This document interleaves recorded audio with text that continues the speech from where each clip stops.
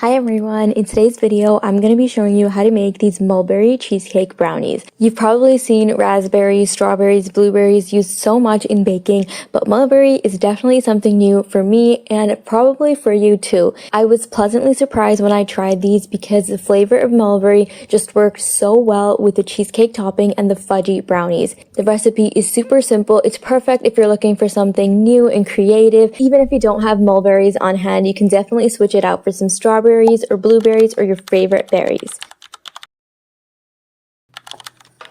The first step is to make the mulberry compote topping. I have here some fresh mulberries. If you want, you could also use frozen mulberries. It will work perfectly for this recipe because we are going to cook it down. I'm going to add that into a small saucepan along with some granulated sugar and a squeeze of lemon juice. The lemon is going to really help bring out the flavor of the mulberries. You do want to give your mulberries a taste beforehand. If it's not very sweet, then do cut down on the amount of lemon juice you're going to add.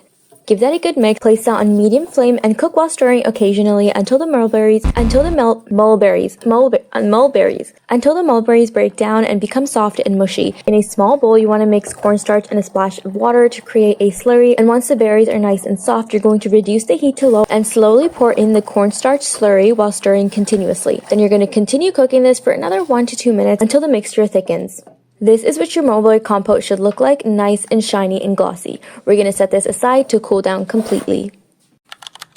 Now let's make the brownie batter. This is my go-to brownie recipe. It always results in the most crinkly and shiny brownie. You're going to start off by melting your butter in a small saucepan, and then into the hot butter, we're going to immediately add in our chopped dark chocolate, 2 tablespoons of the cocoa powder, and some instant espresso or coffee powder. Give that a good mix, and then we're going to set this aside for now. If the chocolate does not fully melt, you can place this on very, very low heat just to get it nice and smooth, but do make sure that you don't burn the chocolate because it will burn very easily.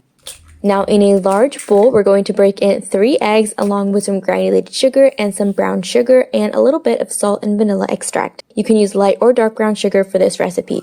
Now use an electric mixer on medium speed and beat this until it's nice and pale and fluffy and creamy. This process takes like a solid 4 to 5 minutes. You don't want to skip this step. This step is what's going to give our brownies that beautiful crinkly top.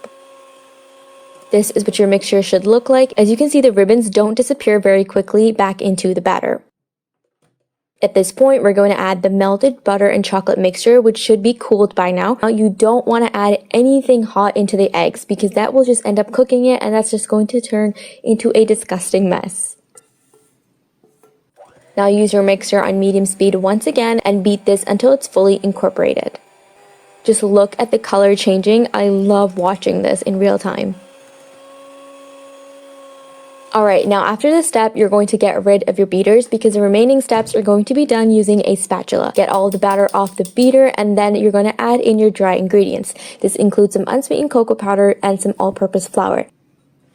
Now use a spatula to gently fold that in until it is fully incorporated and you no longer see any streaks of flour. One thing to keep in mind is that this batter is supposed to be thick. Brownie batter is always very thick, so don't think that you did something wrong. That's just how it's supposed to be.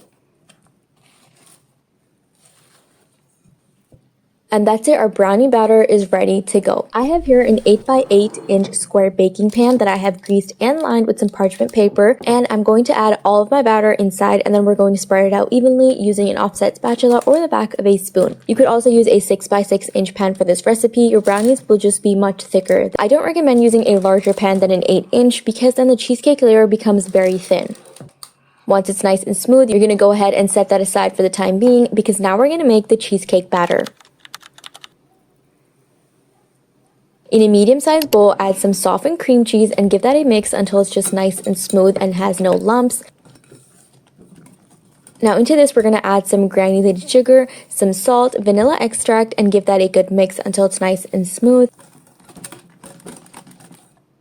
And then finally, we're going to add in 1 egg and mix once again just until smooth. You want to avoid over mixing the cheesecake batter. The detailed written recipe with tips and tricks as well as a printable recipe is available on my website, thefoodflamingo.com, and you can find a link to that in the description box below. Our cheesecake batter is ready to go. I'm going to bring back the brownie batter pan, and then we're going to slowly pour all of the batter on top of the brownie batter. I just realized that I'm saying the word batter a lot, but there is 2 different batters in this recipe, so that's probably why. Use a spatula to just gently spread that out. Now we're going to take our fully cooled mulberry compote and just add dollops of it all over the cheesecake like this. You're going to want to use all of your compote. Trust me, it's not going to be too much. It adds the perfect amount of tanginess and that beautiful mulberry flavor to accompany the creaminess of the cheesecake and that fudginess of the brownie.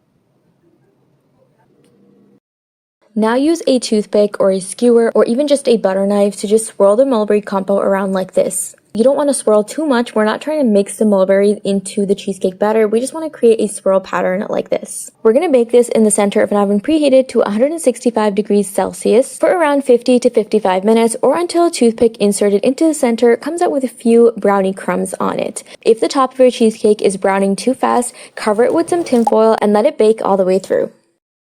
Once baked, you do want to let this cool down completely at room temperature first. This takes around an hour, and then we're going to pop this into the refrigerator for at least 30 minutes before slicing.